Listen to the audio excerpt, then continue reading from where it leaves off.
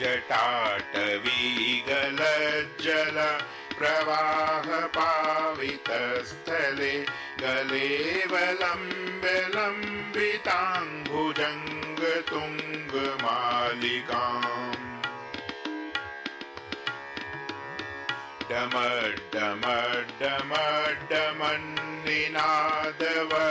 डमड्डमड्डमड्डमन्निनादवड्डमर्वयं चकार चण्डताण्डवं तनोतु नः शिवः शिवम् जटाकटाह सम्भ्रमं भ्रमन्निलिम्प निर्झरि विलोलवीचिवल्लरी विराजमान मूर्धनि दग दग दग ज्वल ललाटपट्ट पावके किशोर चन्द्रशेखरे रतिः प्रतिक्षणं मम धराधरेन्द्र नन्दिनी विलास बन्धु बन्धुर स्फुरद्दिगन्त सन्तति प्रमोदमान मानसे कृपा कटाक्ष धोरणी निरुद्ध दूर्धरापदि क्वचित् दिगंबरे मनो विनोद में तु वस्तुनि जटाभुजंग पिंगल स्फुरत् फणामणि प्रभा कदम्ब कुंकुम द्रव प्रलिप्त दिग्विदु मुखे मदान्ध सिन्दूर सुरत्वगुत्तरीय मे दूरे मनो विनोद मद्भुतं बिभर्तु भूत भर्तरी सहस्रलोचन प्रभृत्य शेषलेख शेखर प्रसून धूलि धोरणी विधूसराङ्घ्रिपीठ भुः भुजंग राजमालया निबद्ध जाट जूटकः श्रिय चिराय जायतां चकोर बन्धुशेखरः ललाट चत्वरज्ज्वल धनञ्जय स्फुलिङ्गभा निपीत पञ्चसायकं नमन्निलिम्प नायकम्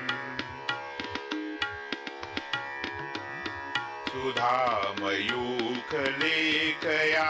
विराजमान शेखरं महाकपालि सम्पदे शिरोजटालमस्तु नः कराल भाल पट्टिका धगद्धग धगज्ज्वल धनञ्जयाधरी कृत प्रचण्ड पञ्चसायके धराधरेन्द्र नन्दिनी कुचाग्रचित्रपत्रक प्रकल्पनैक शिल्पिनी त्रिलोचने रतिर्मम नवीन मेघ मंडली निरुद्ध दूर्धर स्फुरत् कुहूषिनीशनीतवः प्रबद्ध बद्ध कंधरः निलिम्प निर्झरीधरस्तनोतु कृत्ति सिन्धुर कलानिधान बन्धुर श्रियङ्गगद्धुरन्धरः प्रफुल्ल नील पंकज प्रपंच कालिमप् प्रभा विडम्बिकण्ठ कन्धरा रुचि प्रबन्ध कन्धरम्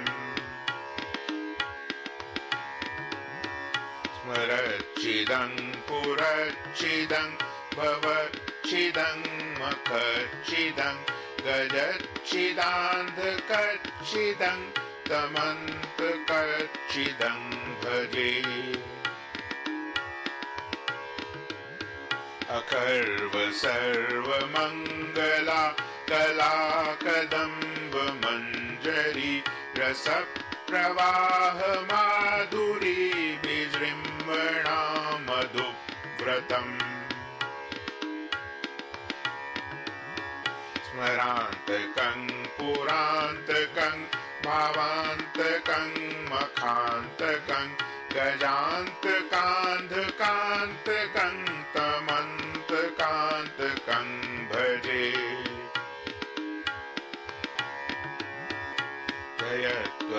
जयत्वदब्रविभ्रम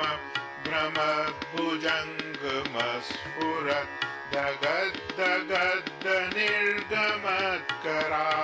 भाल हव्यवात् दिमे दिमे दिमिध्वनं मृदङ्गतुङ्गमङ्गल ध्वनिक्रमप्रवर्तितः प्रचण्डताण्डवः शिवः निषिद्धचित्रतल्पयोर्भुजङ्गमौक्तिकमस्रजो गरिष्ठरत्नलोष्ठयो सुहृद्विपक्षपक्षयो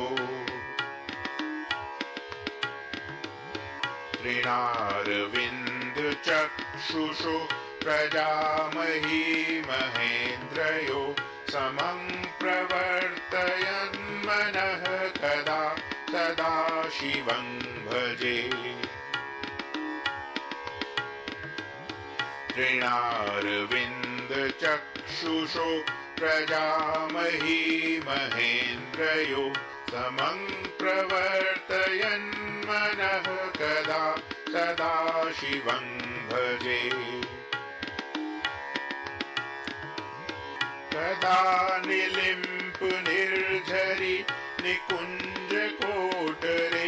वसन् विमुक्त दुर्मतिः सदा शिरः समञ्जलिं वहन्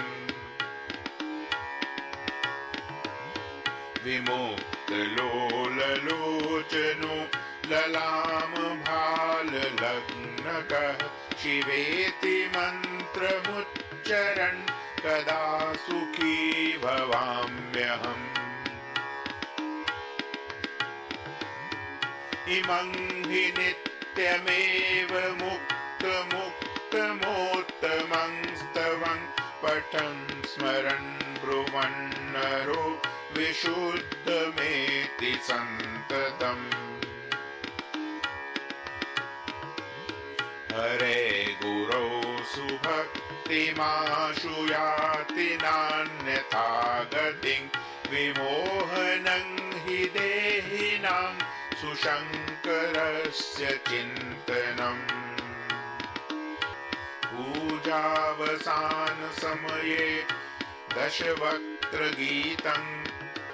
यः शम्भुपूजनमिदं पठति प्रदोषे तस्यां स्थिरां रथगजेन्द्रतुरङ्गयुक्तां लक्ष्मी सदैव सुमुखीं प्रददाति शम्भुः इति शिवताण्डवस्तोत्रं सम्पूर्णम्।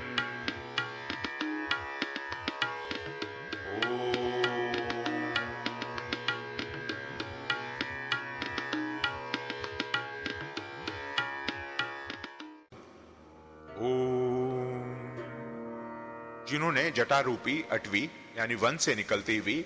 गंगा जी के गिरते हुए प्रवाहों से पवित्र किए गए गले में सर्पों की लटकती हुई विशाल माला को धारण कर डमरू के डम डम शब्दों से मंडित प्रचंड तांडव यानी नृत्य किया, वे शिव जी हमारे कल्याण का विस्तार करें। जिनका मस्तक जटारूपी कड़ाह में वेग से घूमती हुई गंगा की चंचल तरंग लताओं से सुशोभित हो रहा है। ललाटाग्नि धक धक जल रही है। सिर पर बाल चंद्रमा विराजमान है। उन भगवान शिव में मेरा निरंतर अनुराग हो। गिरिराज किशोरी पार्वती के विलास कालोपयोगी शिरोभूषण से समस्त दिशाओं को प्रकाशित होते देख जिनका मन आनंदित हो रहा है, जिनकी निरंतर कृपा दृष्टि से कठिन आपत्ति का भी निवारण हो जाता है, ऐसे किसी दिगंबर तत्व में मेरा मन विनोद करे। जिनके जटाजूट वर्ती भुजंगमों के फणों की मणियों का फैलता हुआ पिंगल प्रभा पुंज दिशा रूपिणी अंगनाओं के मुख पर कुमकुम राग का अनुलेप कर रहा है। मतवाले हाथी के हिलते हुए चमड़े का उत्तरीय वस्त्र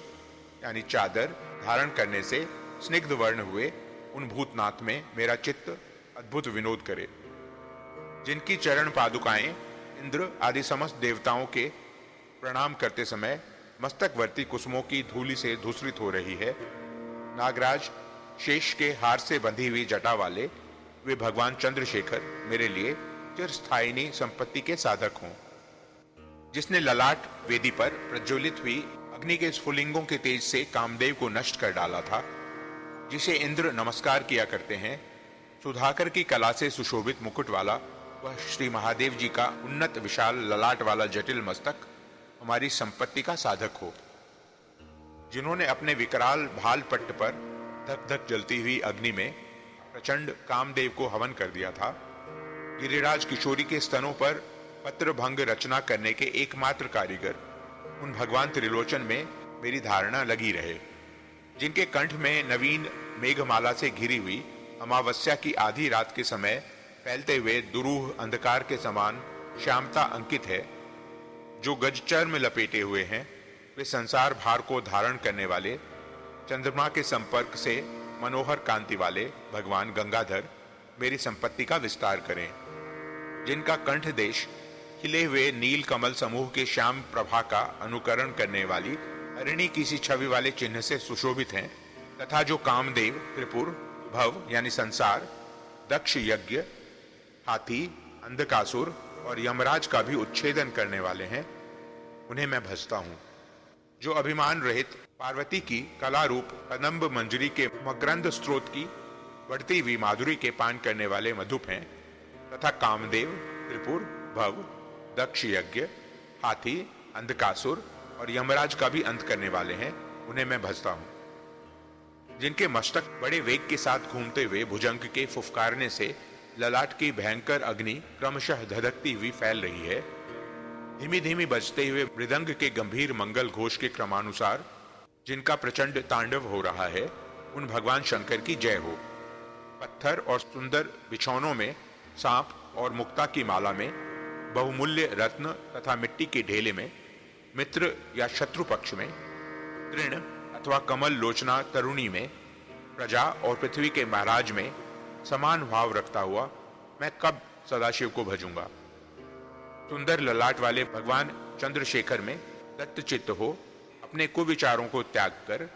गंगा जी के तटवर्ती निकुंज के भीतर रहता हुआ सिर पर हाथ जोड़